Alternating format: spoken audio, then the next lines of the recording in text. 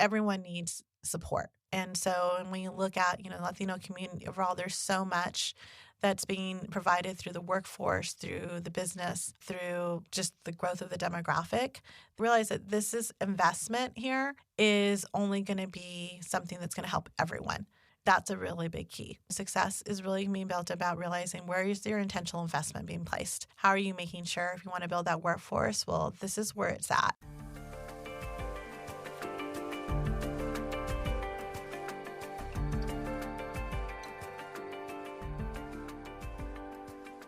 I am really excited to share that the Nonprofit Podcast Network will now be increasing the number of nonprofit stories we get to share. With the generous support from Cap Trust, fiduciary advice for endowments and foundations, you can find them in Sacramento, Roseville, and Folsom, Runyon Saltzman, Inc., RSE, Marketing, Advertising, and Public Relations, creating integrated communications committed to improving lives, and Western Health Advantage, a full-service healthcare plan for individuals, employer groups, and families. These businesses have made it possible for the Nonprofit Podcast Network to go from a once-a-month episode to once-a-week episode, allowing us to serve that many more nonprofit agencies in our community. Please give preference to these companies if you require their services, and if you don't, write, call, or comment on their websites with a thank you.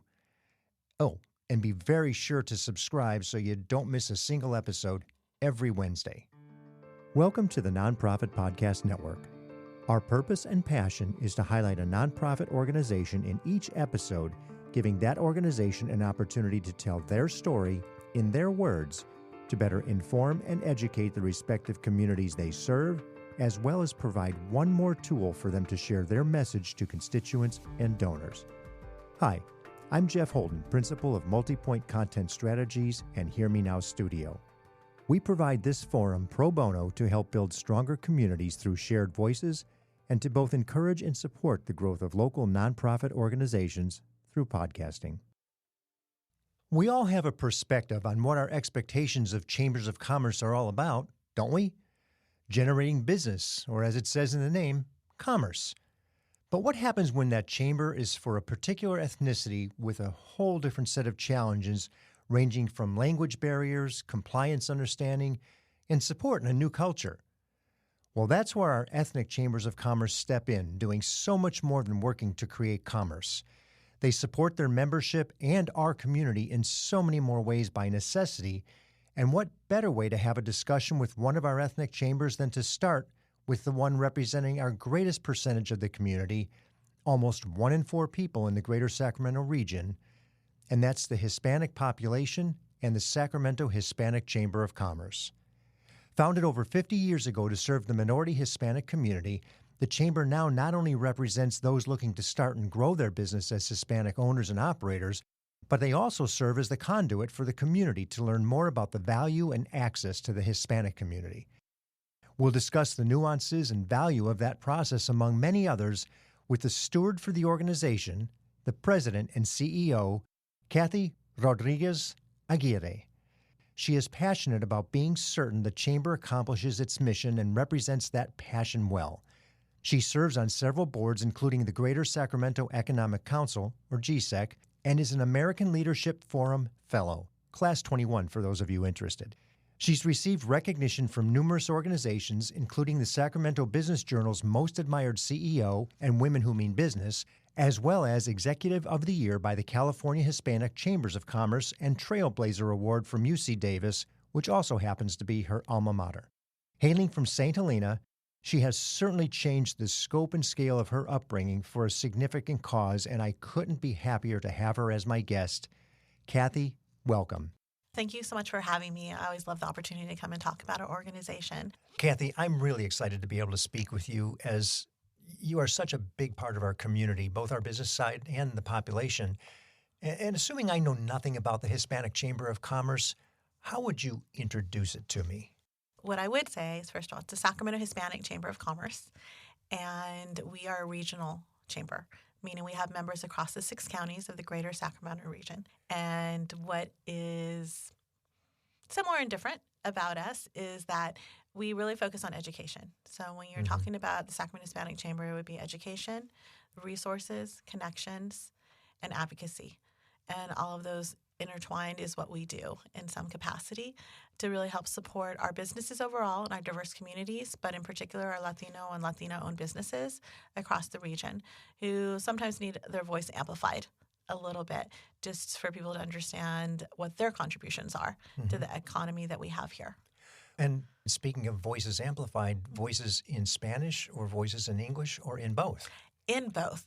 Okay. Yes. So that comes up a lot. So I'll answer that first before you even I would There imagine. are people ask, do I need to speak Spanish in order to be part of the Sacramento Hispanic Chamber? You do not. Great. But if you want to learn Spanish, we do have members that actually you could join and learn. But our businesses, it's a gamut. There's people that only speak Spanish, only speak English, speak both languages. There's people that speak multiple languages beyond Spanish. And we invite all of them. What we do try to do is any curriculum that we have or programming they have, as often as we can, we offer it so it's bilingual in English and in Spanish. Even for those that I need to say that might prefer to learn in Spanish, that was their first language. It's just a little bit easier to process the first time. So we'll do programming in Spanish or that. But we offer it in both languages. I think there's a perception sometimes from maybe those less familiar to think that, well, the Hispanic Chamber of Commerce is for the Hispanic community, which it certainly is. But I would imagine that your membership looks very, very different than just the Hispanic community. Who is it that makes up your membership? It's a blend of a little bit of everyone. I think we probably look more like the California than I don't want to say than a lot of other chambers, but I would say it's definitely a blend. So our membership is made up of, like I said, the language. It varies, only Spanish, only English, a lot of in between. Our businesses are anywhere from that small mom and pop micro business, I would say vendor cart part, to corporations. We have people that are members because they realize that this is where the growing demographic is. Right. And they want to know how to interact and connect because they're trying to grow their own workforce or their own industry. And so they want to be a part of this. So it's really kind of fun because we touch a little bit everywhere. And I would imagine you see membership from some of our biggest organizations, SMUD, AT&T, Yes. Intel, et cetera, as well as some funding, which we'll get into a little bit later, from the same organizations. Yes. Okay. Yeah. So it's kind of both. So we're lucky to have SMUD. Let's give a plug for SMUD. We're all powered by SMUD. Yes, we are very appreciative of the community partnership we have with them. But there's the SMUDs that we have, Five Star Bank, Wells Fargo. There's a lot of financial institutions that are working here because they're also wanting to support small business, and as well as they know that once those small businesses have a good foundation, they're going to be good customers to them, so they really want to help in that technical assistance that we have. So they're working with us as partners, as members, and yes, and there's also support that comes to us from them. Is there a number of the businesses in Sacramento that are Hispanic-owned, a rough percentage that you could give us? It's always a challenge just because there was things put in place that for a long time where people couldn't really mark what they were from 209 things. But what I can tell you is from our Hispanic economic report that we released again in 2023, that if you look across the counties, just demographic-wise, for those that, say they're Hispanic, it's either 1 in 3 or 1 in 4. So in Sacramento proper, it's about 23% there. But if you go up all as far as Placer, it's like 28, and then you'll like 33. Sure. So if you look at just those parts, that those are going to be reflective of also small businesses that are there, the workforce that's there, the upcoming next generation that there are all built into those numbers. And I would imagine as you get deeper into any of the agriculturally oriented areas, Yolo and up toward Marysville, Yuba City, or even do you go into San Joaquin? We don't go as far as San Joaquin because there is a Hispanic chamber there too. Okay. So San Joaquin is the next one. There is one up in Chico. Okay. In Chico that's there, and then Solano. Okay. Right there. So that is, we have a big piece, a parcel, I guess, of sure it do. that's there. And that is why we have so many different businesses from these different areas that are reaching out to us.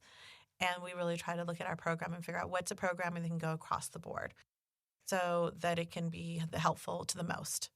Let me ask, how do you serve such a broad constituency? So you've got from major to you mentioned carts. Yes. The food carts. How do you service such a broad constituency? How do you vet the programs that are necessary for them? And maybe what do some of those programs look like? We did a lot of listening. I think that just coming in, through the pandemic, it gave us a lot of time to really do more one-on-one with our businesses. I like to say we were always welcoming, we were always supportive, we're always open to them. But during that time, we really became that listening ear, that not quite therapist, but there was a lot of information that was being shared from the businesses. Some therapy, right? Right. So, the businesses tell people a lot of times, just like in leadership, you're a business owner, it's challenging. You're trying to figure out day to day, and if something's really not going the way you thought, you don't necessarily want to tell your spouse or anyone at home because that adds additional stress. You don't want to tell your employees because, they're stressed out about whether or not getting paid. So there's a lot that goes there. So we really heard a lot from them of what they needed. And so we really strengthened the programs in that way. So one of them was business planning. A lot of businesses, especially in this demographic, may have started because they had a passion for something, a dream. They were really good at something and they just went with it, which is awesome. It's great for people to follow it that way. When you get along a certain amount, you probably hit a place where you realize, you know what, now I'm in the part where I probably need to understand accounting a little bit more, or like what really was in that lease that I signed, and how come I'm not able to access capital in the same way? What does that look like? And so one of the programs we had in place, but we went ahead and partnered with Franklin Boulevard Association to strengthen it, was our Emprende program. And that is a 10-week course, twice a week, 3 hours at a time. And it's done in Spanish. And 10 weeks, 3 hours a time. So okay, twice so a week. There's a commitment. It's a commitment. It's a commitment in yourself, in your business to do this. But we found that, one, since we launched that part again in pandemic, that we were able to provide everyone, they get a notepad, helping through our partnership with Franklin Boulevard. So, you sign up for the program, you commit to it. You don't have access, to a laptop or like that. We had this notepad. Everything was taught through Google so that later on they're going to have access to whatever they need. Wow, so they're learning a lot just in the orientation of being involved. Yes, because we realized one of the things that happened was we had to go back to basics for some. All of us, and I include myself in that, when we were all sending messaging out originally, I'm like, come here, you got this help, and we're doing it in Spanish, and you're doing everything, we're sending email blasts. And then we were one of the first to hire a promotora, very similar to what happens in the health field, but we did it in the business field. And so we had a team of, promotora and promotora, so we're going out door to door. And their whole job was to just, how are you? What's, how can we help you? What does this look like? Oh, wow. And from there is when we're like, we really need to figure out this business planning. And so we strengthened that program, got people to sign up, and then we realized people were willing to do it hybrid. They were willing to do this on the laptop. They just needed to know how to use it. So yes, the orientation, first of all, is just to understand, here's this notepad. Do you have an email address? Let's get you set up with that. Here's how information is going to come. Here's what a Zoom looks like. This is how this is going to work. And so we weren't sure. Especially that first cohort that we did this way, is everyone can go through it. So those first 20 businesses, though, did. And they committed to the time and they were willing to do it because it's a little bit more flexible, not having to go somewhere and leave their business. And they're learning all the things that they probably needed to actually start their business. It's because a lot of them, there's a few that are on ideation, but most of them probably been in business at least 2 to 3 years. So they're learning it after the fact. Here we are running and we have these questions. Now we have good questions. We have good questions. Now it makes sense what this looks like. And we're getting them, what I like to say is making sure that they're compliant. Do you have the right, permits in place? Do you really understand what this P&L sheet looks like? You understand, like, when you hire employees, what that's going to look like and what you need to make sure you have in place. Again, there might be, like, other paperwork involved. Compliant. It's always about compliance and liability. My team, actually, the chamber will be like, she's always about liability. Yes, but so important. It's so important on that piece of everything. And we want to make sure people have that education in place to be able to do that. Because when we found in the access to capital, when the payroll protection program first came out, and we all saw the stats, that people weren't receiving the assistance and what that looked like. Well, we also found out a lot of people just didn't have that paperwork to show. And they were paying people probably a little different way sometimes, so there wasn't the record keeping. But we took them back and like, in order to access this particular program, you need to show that. So let's figure out what you need to put in place, because there'll be another round, and let's make sure you have that so you can apply and receive that. So we had better success with that. So we're really so much about getting in there and helping people. Like I said, not fixing, obviously you're in business, you know how to do that, but you do need to know how to take care of all these other pieces in there. The other program that we just launched in January, and it's a pilot program we're doing out in the Northgate corridor, and it's a commercial lease education program. Oh, wonderful. Yeah, there was a lot about residents. There was a lot about happened. We were fortunate that we are administering a $2 million contract out in Northgate. And so this partnership is with the city of Sacramento and with the Garden Land Northgate Neighborhood Association there with a lot of support from the now Mayor Pro Tem Talamantes office. We just wanted to get to people before they sign a lease or renewed a lease because part of this contract is energy upgrades. So for electrification, so they're going to be able to get grants to upgrade their business to get them closer towards electrification. And I'm sure some rebates in some way, shape, or form as well as a result of it. They could eventually from SMUD, but this one is actually specifically all just granted. It's all been granted to do this piece of it. But while we were thinking about that, we're always like unintended benefits and consequences, right? So one was paperwork, and we're like, well, property owner can now, when it comes to renewal, be like, well, there are upgrades, and so I can renew, or we can renew your lease, but now it's going to cost you more because this happened, right? So we were trying to figure out how do we mitigate that as best as possible. I mean, we're doing this work, and it's also a partnership we're doing with United Core Alliance, and they have a lot of lawyers as part of their group. So I found out you can't actually put in, you cannot move you can't raise the rent. So you can't actually put it in place for a commercial lease. So that's first. So all my law and order experience was not as beneficial as I thought it would be. But of course, that's why they keep changing it. They keep changing the whole thing. You thought you knew it. But it changed. Doesn't work that way. Right. So we had our first listening session, and we're like, okay, we're really going to talk about leases and what we can help you, and renew it. And it was pouring rain. It's January. It's pouring rain. It's super dark. And I told my team, you know what, you guys probably don't need to go because I don't know if anyone's going to show up. It's totally, this is not a good day. I don't know why we're starting this day. Well, we had 10 to 12 businesses show up, and they shared so much. And we realized that there was a lot more that was needed, within this. We had a business that was running now for several months, but it wasn't in the proper zone.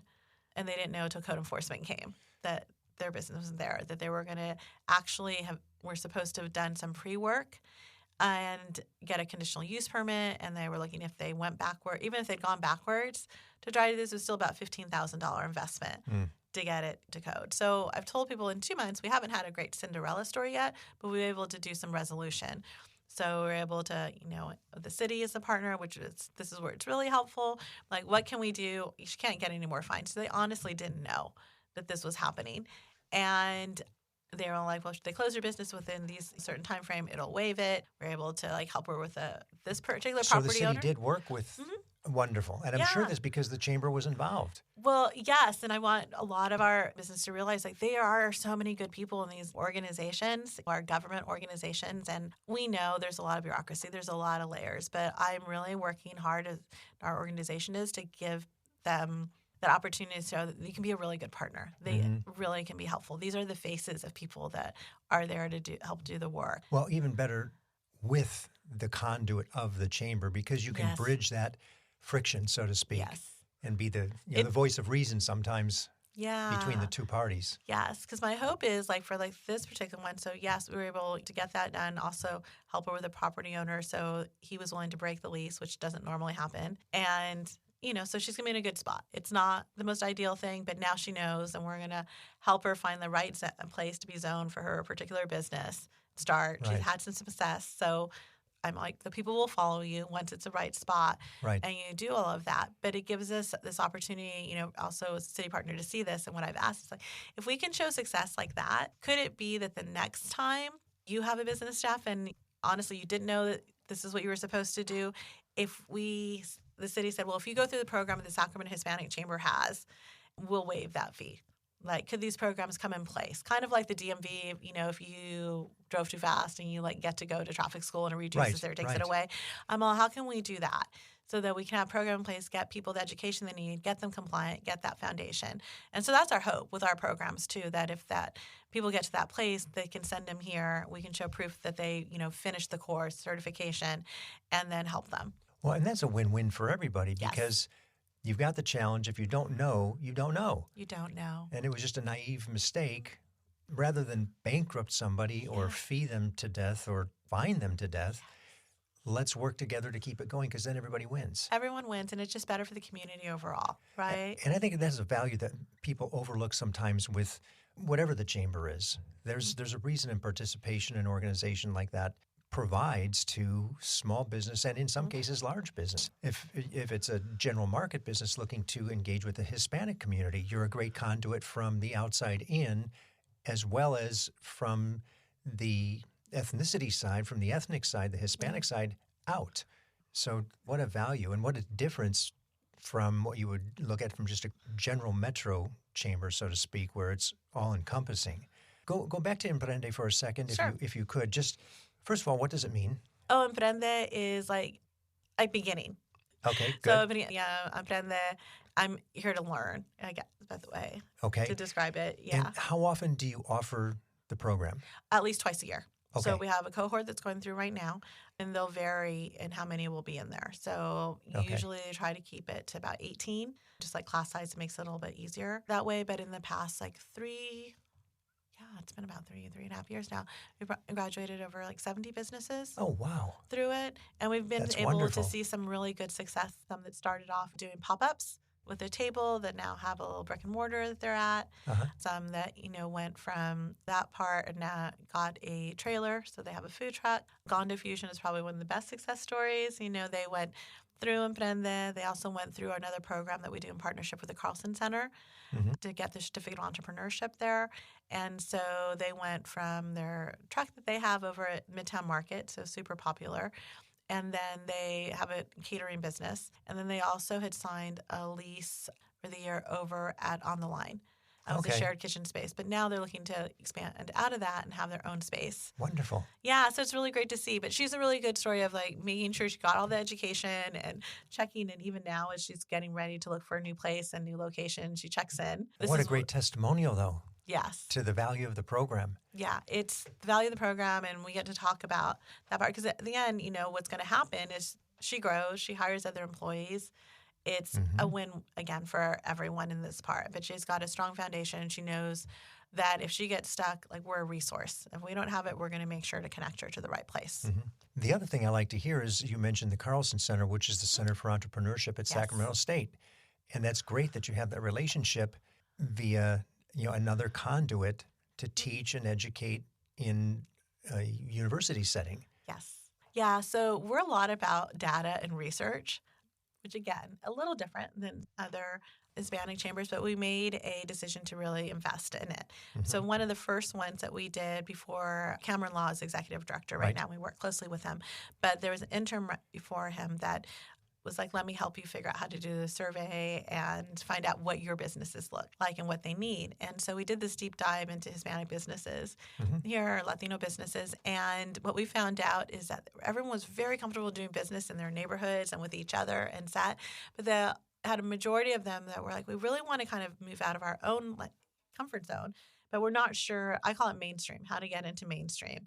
We don't know how to do that. We're not sure. We're not as comfortable with doing that.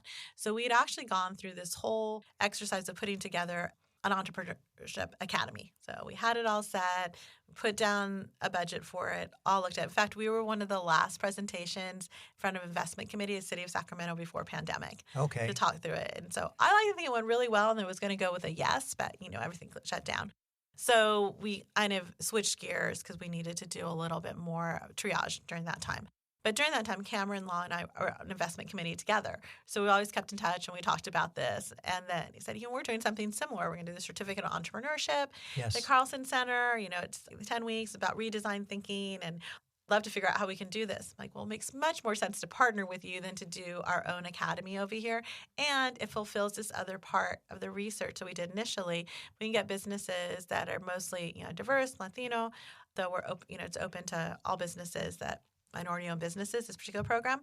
It'll expand and we'll hit into that mainstream because they're forced to go into a little bit out of their comfort zone and do this. And then once they're in the program, they also have access to all the different things that are offered at the Carlson Center, which is, there's other seminars, there's other entrepreneurs that come.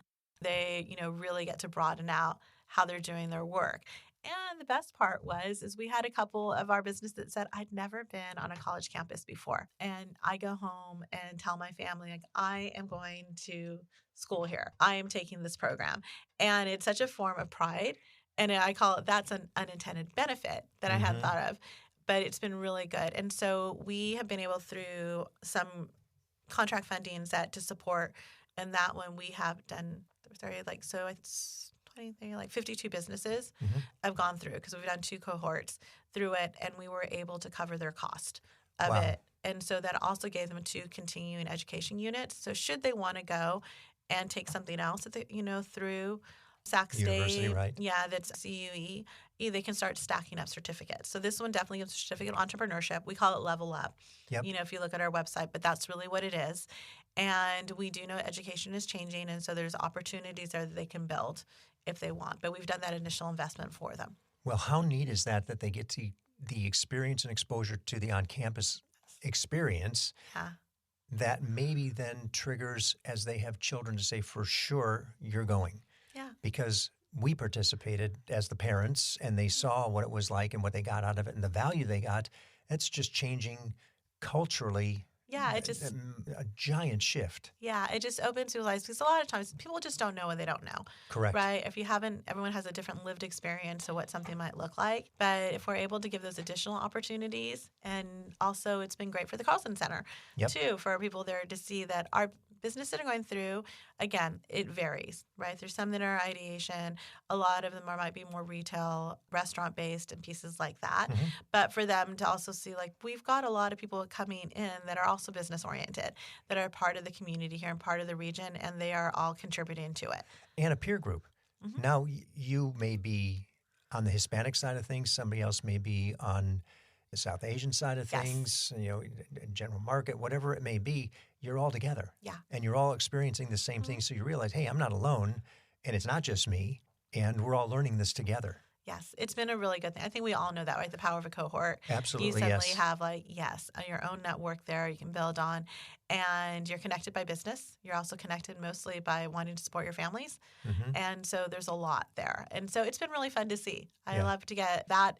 Is, I think, a lot of our strength that we have here at the Sacramento Hispanic Chamber is that collaboration and partnership.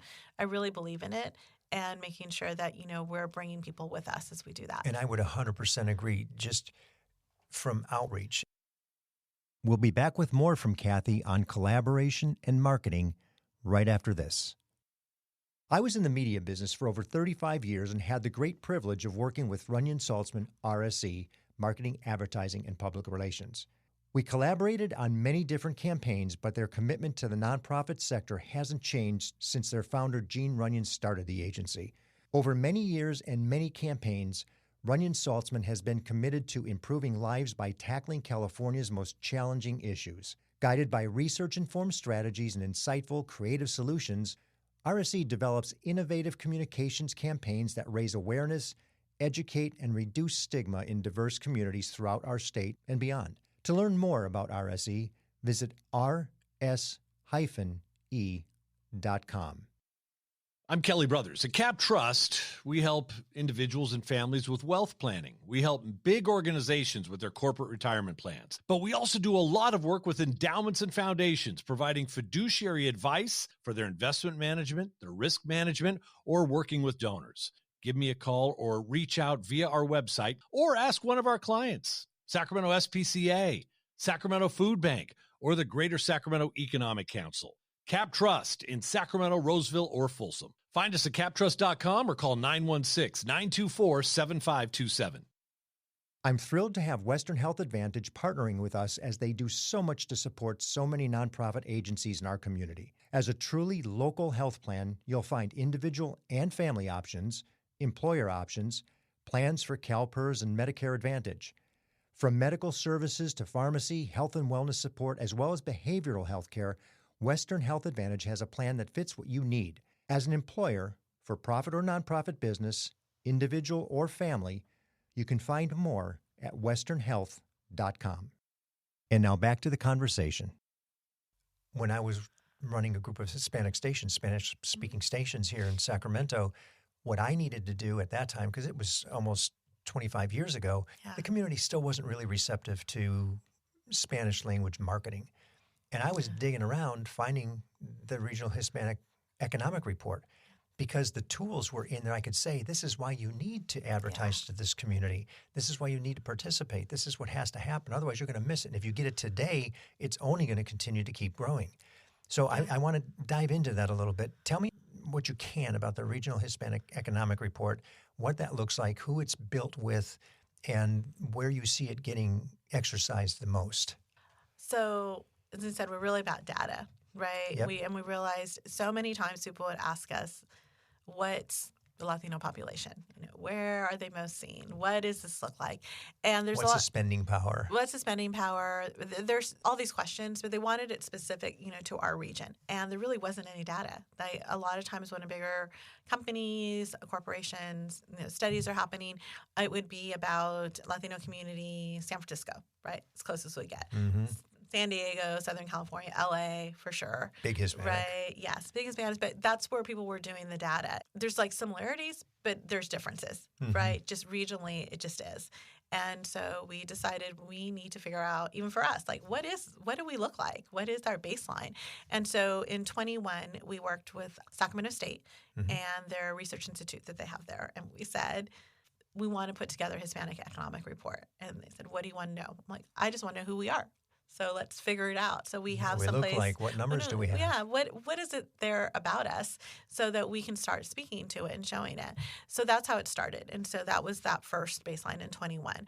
And, you could see from there was also an agenda that was put together. So once the data came out, we had stakeholders look at it, and they said, okay, looking at all this data that's here, where our youth are at, where we're over and underrepresented in different industries, what our income levels look like. If we focus on these areas and, move the needle, I always like to say, I just want to blow it up, right? Let's just blow it up instead. But, we want to move the needle, we'll have success, right? So we looked at things like, what does homeownership look like? What does civic engagement look like? It becomes important because people always come to me at certain times of the year and talk about the power of the Latino vote. This year, I said the power will come when we actually all get to go and vote. Right. So, that's a big piece of it. So the civic engagement part of it, broadband, we found out, unfortunately, through pandemic, how it's not easily found for everyone. So what does that look like? Yeah, they've lost the access in the house. Access to capital, intentional investment in this community and demographic. What does that look like? Right? So that helped out. And that actually started to base our work too. We re-looked at what we were doing and say, now looking at this agenda, looking at our data, we asked to the programs, how are programs fitting this? And how is this going to make sure that we're helping in that movement? So we've done that part of it. 23, we released a second rendition of the report. And this time we also worked along with Sacramento State with SACOG, which was great. So we have additional partners we also want to know what's going on with this demographic and what that looks like. And for the benefit of those who don't know, SACOG is Sacramento Area Council of Governments. Yes. So then it covers it regionally too. Right. And some of them didn't know we'd done the first rendition, so the second one when it comes out. So here's why it's important. One, it lets us know where we are and what that looks like. And there were some things that were surprising and in good ways. Always, yes. Right? There's some things that were surprising. And things you didn't know. Yes. Didn't know. Like, for instance, if you look at under 18 right now, it's 96% of our youth that identify Hispanic, Latino, that is, are U.S.-born citizens. What percentage? 96. Wow. Yes. And if you look at those over that age that are in set, it was between 79 and 82%. Amazing. Those are huge numbers. They're huge numbers. And I'm sure that would surprise a lot of people. It surprises me. Yes. Believe me, actually it was one for me too. And a lot of it has to do just because of narrative. Good, I feel better. Yes. Well, because the narrative that, is out so much about our community as a whole is that we're not citizens, and so that there's less civic engagement and that whole piece of it. But the reality is that that's not the case. There's a lot. That's why I'm like, the power in the vote will happen when people realize how to do outreach better, how to make sure that we're included in messaging, and that we feel like belong in part of the process, because it's so critical to everything that happens here to be involved, to our businesses in particular, which was we also tried to share with them, which is why it was so important that the partners of our city and the county are visible to them. Because when they're asking me, well, how will these changes happen in our areas, or what does it look like? What happens through these entities. And the way it happens is you have to be engaged, and it's okay to be engaged. And this is what And we it can looks see all that from that report. From this report, you can see this whole piece of it in here. The other thing you'll see is there's the different industries, right? And some people will be like, well, you're overrepresented in things like construction, retail, places like that, under a little bit in the STEM. So I look at those and I tell people, no, I'm like, these are definitely opportunities, and that means we need to make sure when we're talking about better pathways for workforce development that we're really building that in. And that we're, going down, to our youth at an earlier time to talk about what's going on at Siemens and what that looks like and how they build, trains and what are those opportunities there, right? That's like a big one there. What does it look in this whole semiconductor phase that we're in, which I'm not going to pretend to tell you that I know all of that what that means. But we know great that jobs. these And are the Intels and HPs and and the big industrial Siemens. Are there, right? So how are we bringing it down to share with them? Like, here are the opportunities. Here's what these kind of jobs look like and set. And then I also challenge people when they're like, well, you're overrepresented here in construction and set. But really pay attention where the new businesses are coming from, because they're coming from these areas. And these are where a lot of Latina and Latino-owned businesses are coming from these overrepresented areas. And that lets me know that means that there's not advancement in those companies that they're at right now. And so why is that? So because you're losing key people that you probably needed. And now we look at these places and they're like, we don't have enough people in construction. We don't have enough people that are talented and know what to do. I'm like, well, yeah, because they left you to start their own company and do that because they weren't finding it there. So for me, it's more about what are those opportunities that we look at. And, and for those that are deciding to move on to build businesses, how do we help them build it so they become a bigger company and continue to bring in new employees? Is that report available on the website? Yes. It is. Okay. And we'll get to where the website and all that stuff is in a minute. You, very similar to the Metro Chamber and some of the other larger chambers in the community, have a foundation and a political action committee. Yes. Tell me just a little bit about those, and that's been a whole lot of time on it, but those are important parts of what you do as well. So could you share that with us? Yeah, so there's the chamber part, which is we call kind of the networking connections and advocacy that we do as a C6. The foundation is where all our programs and technical assistance fit. So Brenda that we spoke of, the lease education program, access to capital programs, everything like that falls with the foundation. Okay. So it's a nonprofit part, so it's 501c3. So a lot of the work that we can do that's really assisting businesses and allows us to get the grants to do the work that we do happens through there. So it gets funneled through the foundation. Then we have the PAC, which is the Political Action Committee. Right. So they are the ones that really handle doing endorsements. So, if you're running for office and you're wanting to get endorsed or also maybe receive some financial support, you'll meet with the PAC. And so they'll do the interviews and they'll do that whole piece of everything. I appreciate it because it's the one that's leading the chamber. It's nice to be able to let people know, we have a system, you want to go through the PAC. And they are very serious and intense with the questionings when it comes time to that.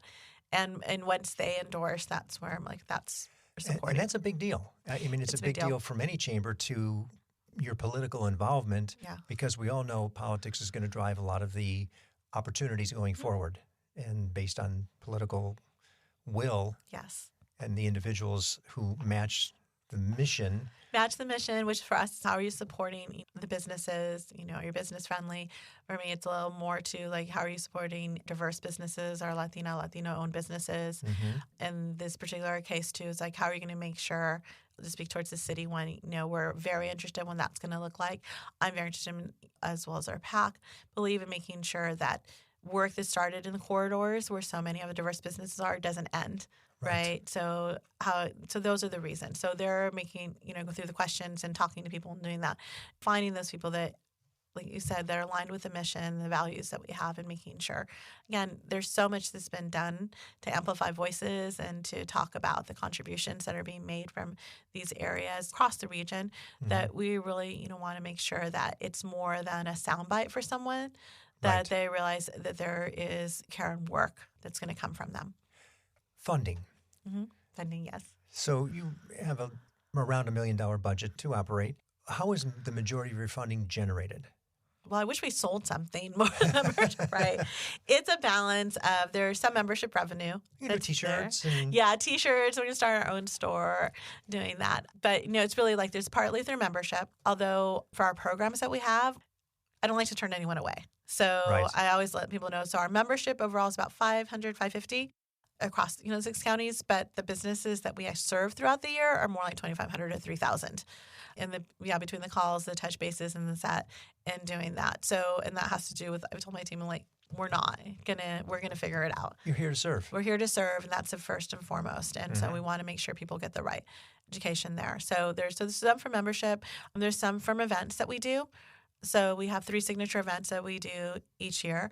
So the Salud Business Awards that's coming up, the State of Hispanics, which is really where we talk to the report. So either we're releasing the report or we're adding to it.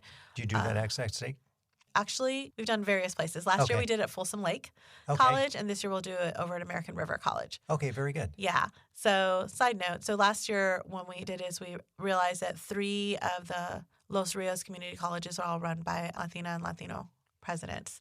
That's fantastic. And it was just, that. another way to have our youth see, like, this is what's possible and set. So we like to be able to amplify leadership, too, that's there. And then this today awards that we do in December, which is honoring Latino leadership across the region. So there's funding that comes from events that we do. And then that would be sponsorship and attendees, right? Sponsorship and attendees, Got yes. it, okay. So, yes. Yeah. Yes, we need both to make those happen. And then it's through contracts and grants and investments that are coming through. So that's a combined budget between the foundation and the chamber. Okay. Let's shift gears now to have a little bit of fun. Okay. There's this thing that's happening called Taco Park? Taco Plaza. Taco Plaza. Yes. Tell me about that. I love what I've seen so far. I love what I'm seeing. And I love the whole imagery and the concept and the nature of it all. What is so it? Cool. Well, first of all, everyone loves tacos. Yes. So it is one of the most fun things that we're doing. So we received a contract from ARPA funds it was about $2 million. And ARPA funds is what? The ARPA was American Rescue Plan.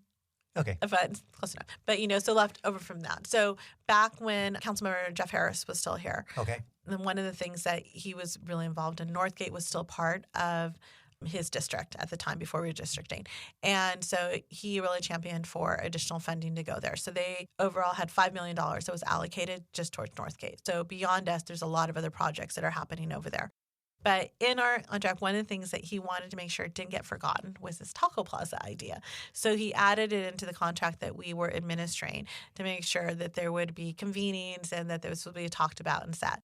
So on the corner of Northgate and Peralta, there is this incredibly beautiful mural there. And it's Lily CR Creative that did it. I want to make sure to credit there. And it has just become like the spot that people gravitated to. This mural is just highly recognized. It's highly recognized. Familiar. This mural just brought so much Neighborhood there. icon, so to speak. Yeah, it wasn't there before, but suddenly it just became this for everyone. And it is a beautiful mural. It's called Victory in Rhythm. I think it's the right title for it. And so if you go there, there's Tacos La Piedad. There's always a food truck there, and that's their land that's right there. Well, they've been a part of this community for decades. And so this mural goes up, and they realize, we have this community asset that we're not really doing anything with. We have our food truck here. We still obviously want to still have it here, but we'd love to see what could happen here. So basically, they've offered this up to be the Taco Plaza. And so we were able to, through an agreement with them and through working through Mayor Pro Tem's office with her, and then also GNNA, the Neighborhood Association, and the city all come together, and we're helping them put this Taco Plaza together. And when we started this process, the Neighborhood Association was very specific. They said, whatever you do as you build this, we would really love for the majority of people working on it to maybe be from the neighborhood so that they can also get employment from doing this and be local, be from Sacramento. And if they were maybe Latino, that would be great too. So there's a lot of different things going on there. Right. I'm like, well, we want to do our best to find the best people that are local, and we'll see what comes from there. So we are not designers, but we are really good at convening and making things happen and following through.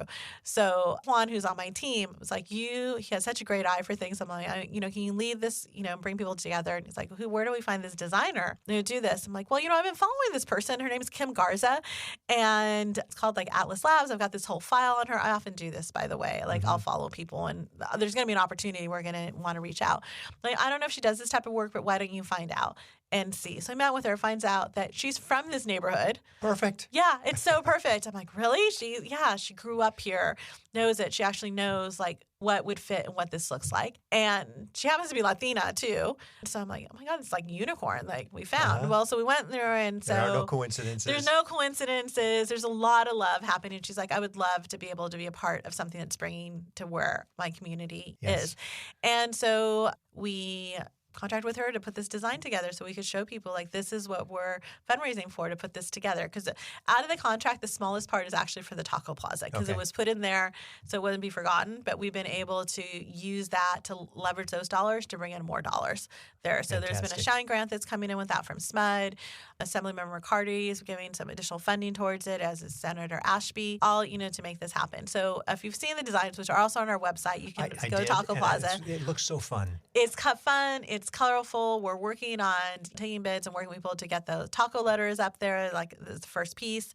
But what we did back in October, because again, you have to show people what this is going to really be, because the concept is there. You said it. So we worked with Daniel Zavala, who's also the PBID director for Del Paso, but has this other business too, Cervezalandia. And we asked Mayor Pro Tem Talamantes, was like, I think they would be great to have him come in and so we could see what it looks like. So he came and basically activated this whole place. So we've got Tacos La Piedad, Algo Bueno, tacos. Suddenly there's other vendors there. He brought in the furniture, the patio type of furniture. We've got this DJ. He's got, by the way, Cervezalandia has like all sorts of Latino beers. So it's all there. I was going to ask, cervezas, por favor? Yes. So it's a whole thing to sell. And doing that, there's music, and it's October.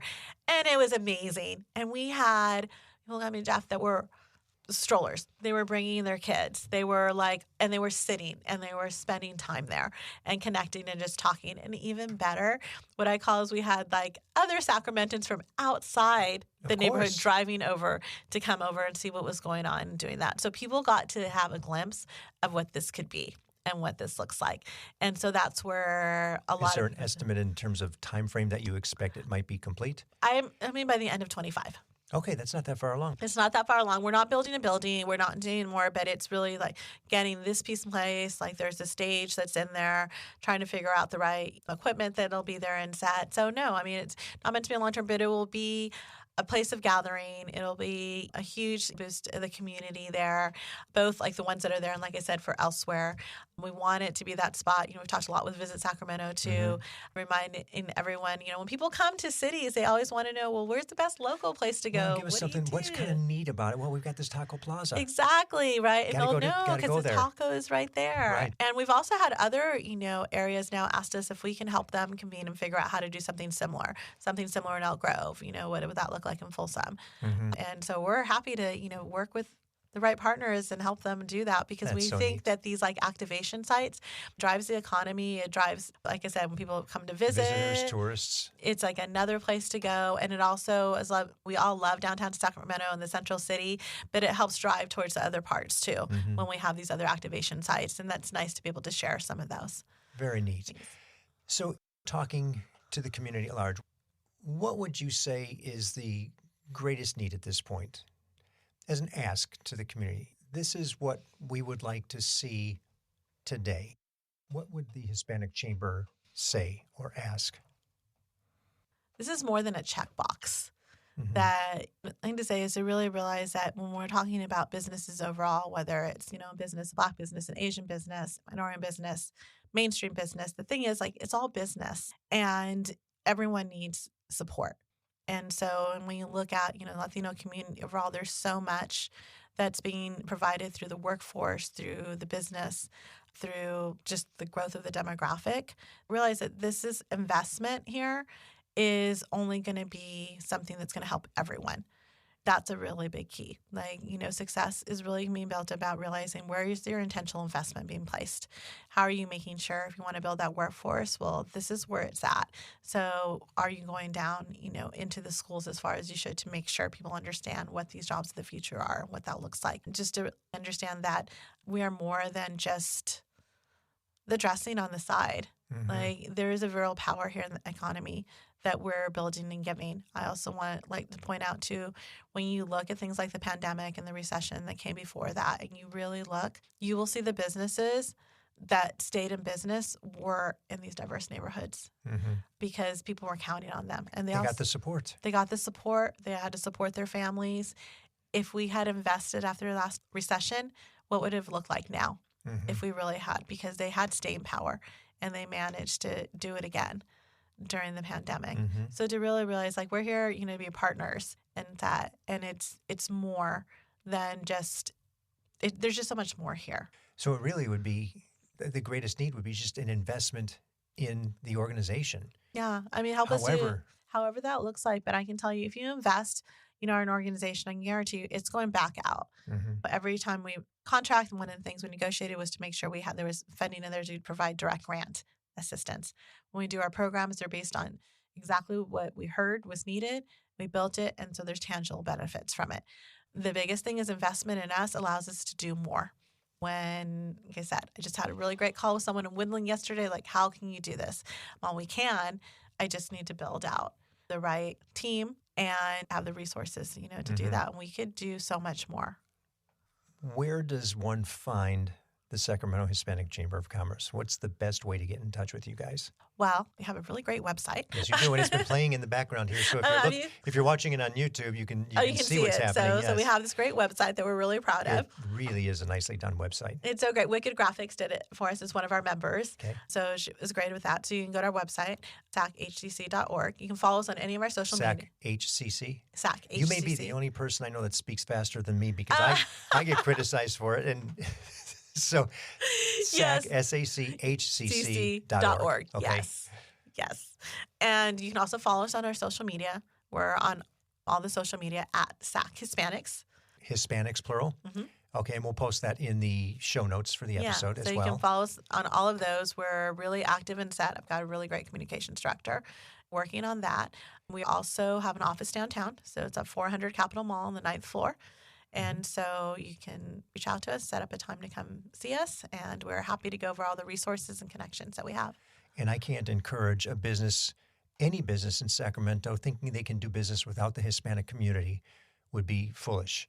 You have to engage our ethnic communities if you're going to be successful in this city. It's one of the most diverse cities in the country. Thank you so much, Cathy, for coming on today. Oh, thank you so much for having me. I love your enthusiasm and your energy and your passion. I mean, 10 years, you seem like you just got there. Some days it feels like that, too. Well, now you've got the intellectual equity of the organization, but you still reflect as if you're as enthusiastic as the first day you got there. So it's a pleasure to see that. So again, thank you. Or muchísimas gracias. Oh, well, muchas gracias por tenerme aquí ahora. And it is a privilege of what I get to do, because really what I get to do more than anything is I get to be the biggest cheerleader for all these stories that people are so kind to share with me. That's a great way to end the conversation. So thank you again. Thank you so much. Once again, we're grateful to the businesses who have made this program possible. Cap Trust, fiduciary advice for endowments and foundations. You can find them in Sacramento, Roseville, and Folsom, or at captrust.com. Runyon Saltzman Incorporated, RSE, marketing, advertising, and public relations, creating integrated communications committed to improving lives. You can find them at rs-e.com. And Western Health Advantage, a full-service healthcare plan for individuals, employer groups, and families. westernhealth.com. Thank you for listening to the Nonprofit Podcast Series. I hope you enjoyed the episode. If what you heard moved you, please reach out to that organization and do what you can to help. If you like and appreciate what we're doing to support local nonprofits, please give us a positive review, subscribe, and share. If you're a nonprofit with an interest in participating in an episode, you can reach us at info@multipointstrategies.com. The Nonprofit Podcast Network is a production of Multipoint Content Strategies and is recorded and edited by Hear Me Now Studio.